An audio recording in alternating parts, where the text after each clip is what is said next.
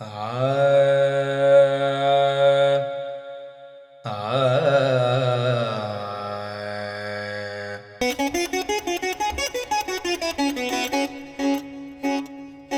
స్వయంభుగా ఎలిసిన కిల్లా మైసమ్మ ముఖ చిత్రం చిన్నదైన అమ్మ సూపు శానా పెద్దది.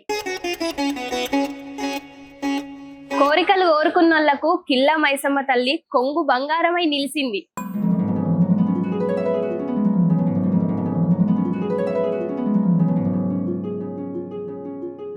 ముడుపులు కట్టుండ్రి, కొండంత కోరికైనా ఇట్టే తీరుస్తది అమ్మ.